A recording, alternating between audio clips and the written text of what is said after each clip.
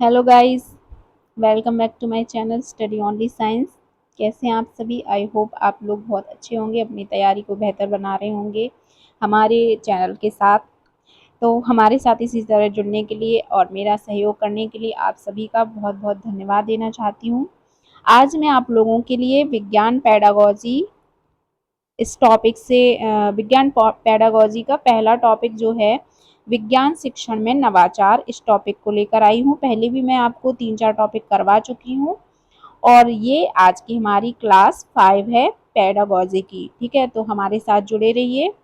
चलिए चलते हैं क्लास की ओर। आज का हमारा पहला प्रश्न, शैक्षिक नवाचार के अंतर्गत विज्ञान की विधि है। देखिए, शैक्षिक नवाचार के अंतर्गत विज्ञान की विधि है, तो इसका जो है राइट आंसर हो जाएगा उपरोक्त सभी। शैक्षिक नवाचार जब करेंगे विज्ञान की विधि के अंतर्गत तो दलीय शिक्षण विधि, सूक्ष्म शिक्षण विधि, अभिनय भूमिका निर्वाह विधि, ये तीनों इसमें शामिल होंगी। अगला प्रश्न है, भूमिका निर्वाह में अध्यापक की भूमिका होती है। ठीक है, भूमिका निर्वाह में अध्यापक की भूमिका होती है, तो इसका जो है राइट आंसर हो जाएगा ऑप्शन नंबर 3। जब अध्यापक निर्देशक, पर्यवेक्षक तथा निर्णायक तीनों के रूप में कार्य करता है, ठीक है, तब वो एक भूमिका निर्वाह कर रहा होता है किस प्रकार से। ठीक है, तो ये तीनों उसके अंदर क्वालिटी होती है। अगला प्रश्न है, रोल प्ले विधि के मूल भाव हैं। ठीक है, रोल प्ले विधि जो है उसके मूल भाव हैं, तो इसका राइट आंसर हो जाएगा वास्तविक व सामाजिक भूमिका निभाना। ठीक है, रोल प्ले इंसान तभी कर सकता है जब उसे वास्तविक रूप दे। ठीक है, और सामाजिक भूमिका, ये इसका राइट आंसर हो जाएगा। अगला प्रश्न है, अनुदेशात्मक तकनीकी में अधिगम को सुविधाजनक बनाने हेतु सम्मिलित की जाती हैं। ठीक है, क्या किया जाता है? तो इसमें सम्मिलित हैं उपरोक्त सभी, यानी कि प्रविधियां, विधियां, शिक्षण सहायक सामग्री। अगला प्रश्न है, अनुदेशात्मक सहायक प्रणाली से लाभ है। जो अनुदेशात्मक सहायक प्रणाली है उससे लाभ है, इसका भी राइट आंसर उपरोक्त सभी होगा, क्योंकि अनुदेशक सहायक जो सामग्री है, समय एवं परिश्रम की बचत उसमें इम्पोर्टेंट रोल है, और विषय को रोचक बनाना ये भी बहुत आवश्यक है, विषय वस्तु की स्पष्टता भी होना चाहिए, तो ये सभी इसका राइट आंसर हो जाएगा। अगला प्रश्न है, अनुदेशात्मक सहायक प्रणाली में मुख्यतः किस सिद्धांत का प्रयोग होता है?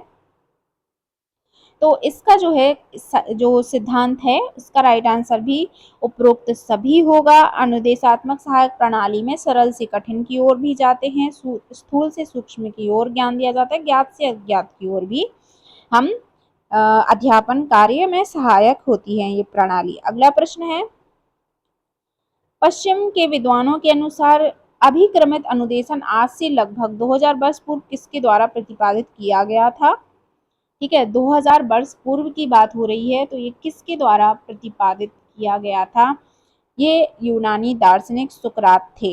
ठीक है, अगला प्रश्न है, अधिगम के क्षेत्र में क्रिया प्रसूत अनुबंधन नामक सिद्धांत विकसित किया था। ठीक है, अधिगम के क्षेत्र में जो क्रिया प्रसूत अनुबंधन नामक सिद्धांत है वो किसके द्वारा विकसित किया गया था? जेम्स जी हॉलैंड व बीएफ स्किनर के द्वारा। नाम याद रखिएगा, जेम्स जी हॉलैंड व बीएफ स्किनर के द्वारा क्रिया प्रसूत अनुबंधन नामक सिद्धांत प्रतिपादित किया गया था। अगला प्रश्न है कि अभिक्रमत अनुदेशन के नाम का प्रयोग सर्वप्रथम किसने अपने शोध पत्र में किया था? ठीक है, तो ये भी वैज्ञानिक जिन्होंने प्रतिपादित किया था उनमें से एक हैं बीएफ स्किनर, इन्होंने अपने शोध पत्र में इसका प्रयोग किया था। अगला प्रश्न है, बीएफ स्किनर के शोध पत्र का नाम जिसमें उसने अभिक्रमित अनुदेशन का नाम का प्रयोग किया है वह पत्र कौन सा है? इसका नाम भी याद रखिएगा, the science of learning and art of teaching. ठीक है, the science of learning and art of teaching, इस पत्र में उन्होंने इसका प्रयोग किया था। अगला प्रश्न है, ज्ञान के छोटे छोटे भागों को तार्किक क्रम में व्यवस्थित करने को अभिक्रम तथा इस प्रक्रिया को अभिक्रमित अध्ययन कहते हैं, किसने कहा है? ठीक है, तो ये कथन जो है किसने कहा है? डी एल कुक ने।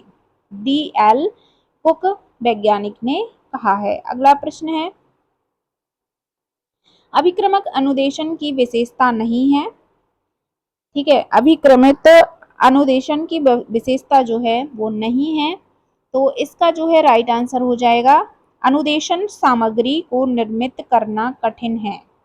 ठीक है, अनुदेशन सामग्री को निर्मित करना कठिन है, ये इसकी विशेषता नहीं है। अगला प्रश्न है, अभिक्रमित अनुदेशन का आधारभूत सिद्धांत नहीं है, तो इसका आधारभूत सिद्धांत कौन सा नहीं है? छोटे बड़े का सिद्धांत। ठीक है, छोटे बड़े पदों का सिद्धांत, इसमें पदों का सिद्धांत। ठीक है, अगला प्रश्न है, अभिक्रमित अनुदेशन के प्रत्यय नहीं है, तो जो अनुदेशन के प्रत्यय नहीं है ये वेरी इंपॉर्टेंट क्वेश्चन है, तो इसमें तथ्य इसका राइट आंसर हो जाएगा। अगला प्रश्न है, अभिक्रमिक अनुदेशन के कितने प्रकार हैं? ठीक है, ये भी इंपॉर्टेंट प्रश्न है, कई बार प्रश्न आ चुका है, तो इसके 2 प्रकार हैं अनुदेशन के।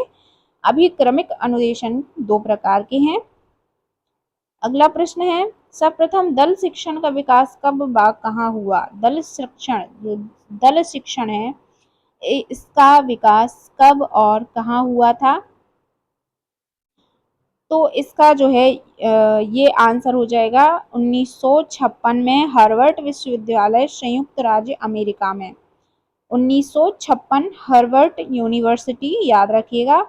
अगला प्रश्न है, इंग्लैंड में दल शिक्षण का प्रयोग किस पद्धति के रूप में लगभग 100 वर्ष पूर्व हुआ?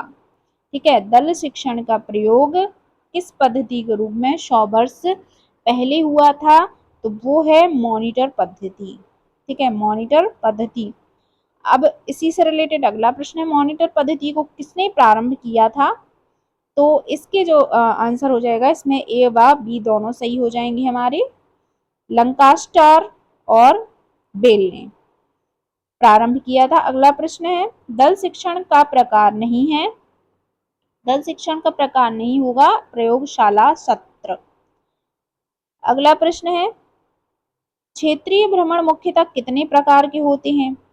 तो क्षेत्रीय भ्रमण मुख्यतः 3 प्रकार के बताए गए हैं। अगला प्रश्न दिया है, पैनल चर्चा को कक्षा में शिक्षण के फलस्वरूप सामने लाने का कार्य किसने किया?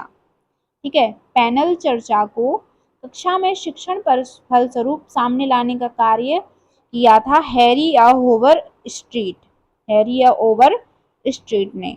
अगला प्रश्न है,